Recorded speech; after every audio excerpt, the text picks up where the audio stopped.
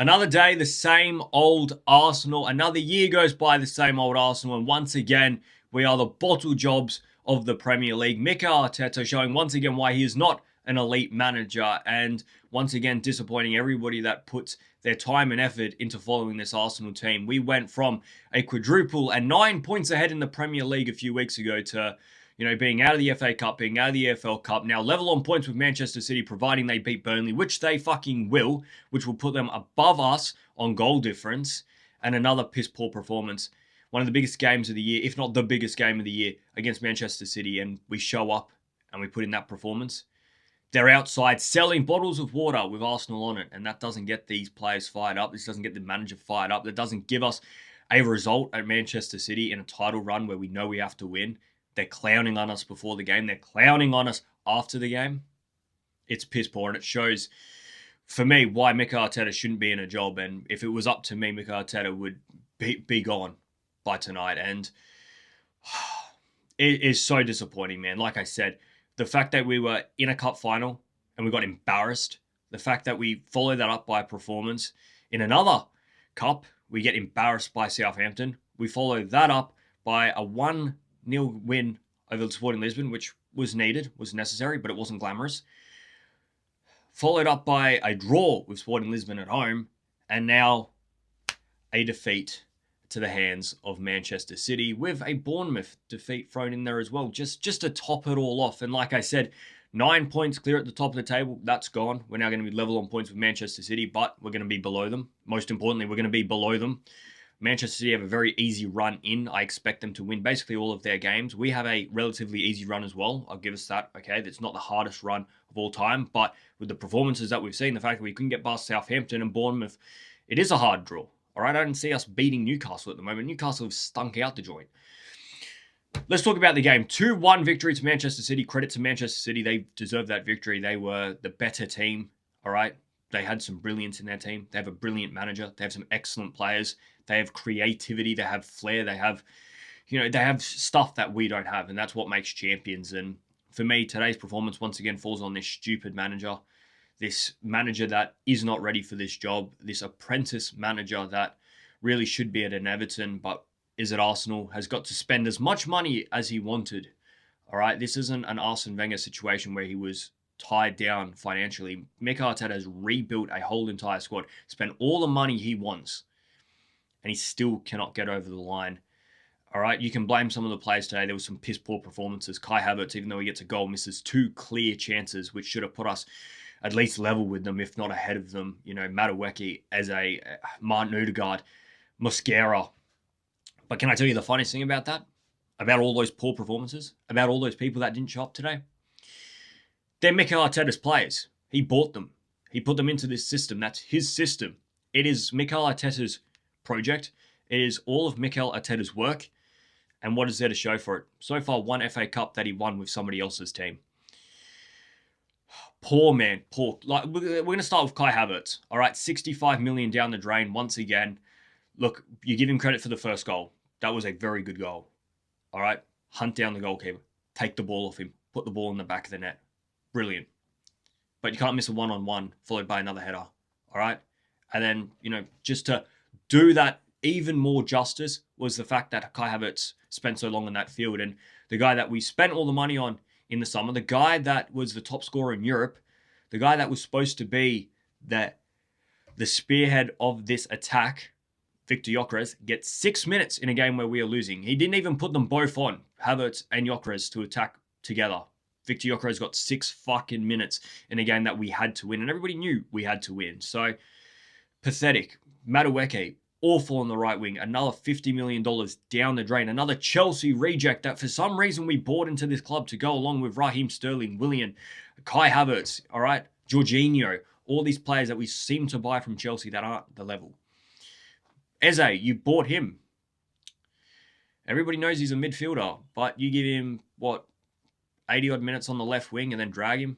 But Martin Odegaard, who stunk out the joint, who's our captain, who's supposed to be our leader, did nothing in the midfield, and he gets to play the whole entire game. Martin Zubimendi, another one of your purchases that doesn't look like it's working out. He's very lightweight for this league, and for me, he had some good games, but he's also had a lot of disastrous games. Declan Rice, our best 6, who has to constantly play in the 8.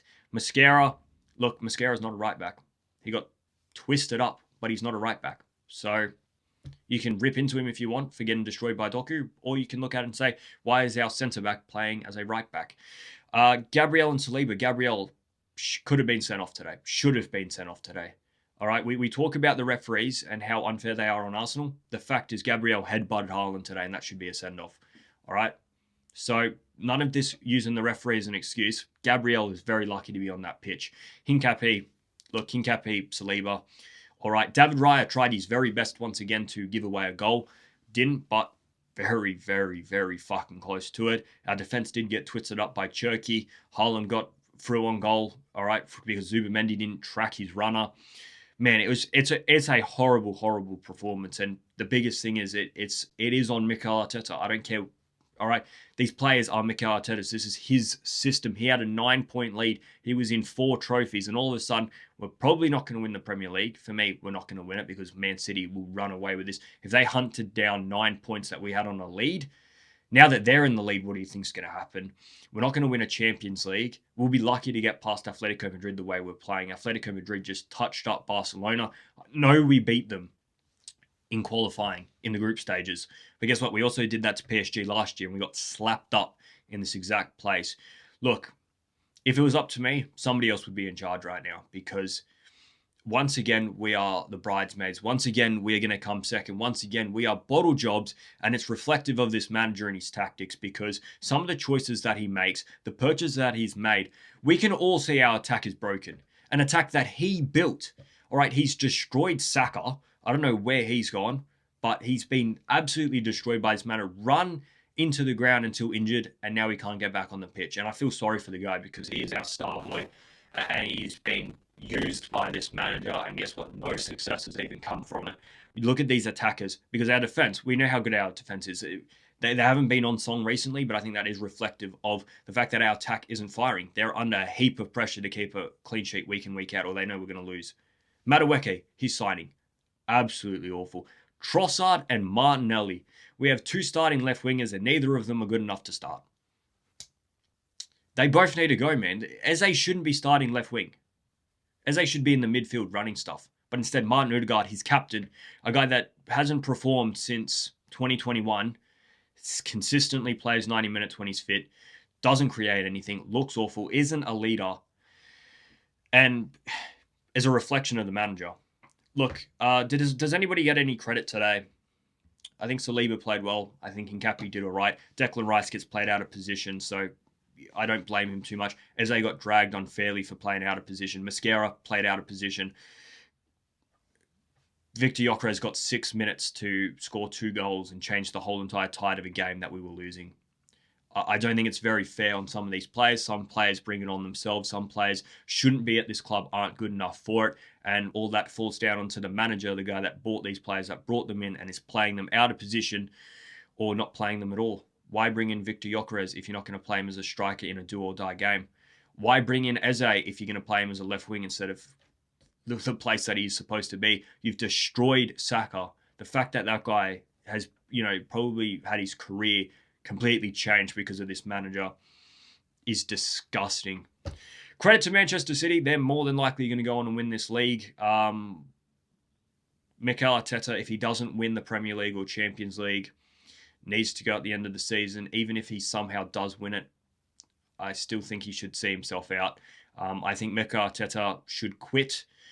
Not necessarily needs to be fired. I think he can just look at himself and say, I've once again not delivered anything. It's time for me to take leave. And that's what an honourable person would do.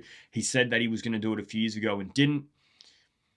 If you don't get out of this season with a trophy, when we were talking quads, when we were in an EFL Cup final, when we were in the FA Cup still, when we were leading the Premier League by 9 points and we're still in the Champions League, if you come out of this season after spending all this money, having all these players, having all this control, yeah, it's done time. A very disappointing day, a very upsetting day. Once again, we are not going to win the league. Mikel Arteta needs to... Man, it's a disaster, isn't it? Guys, let me know in the comments what you guys thought of today's performance. We've got a few tough games. I believe we go to Newcastle next. I think that is in Newcastle. Oh, no, that might actually be at the Emirates. I can't remember. Doesn't matter. We have to win it either way. Wherever it is, we have to win it. And we actually have to now start looking at saying we can't just win.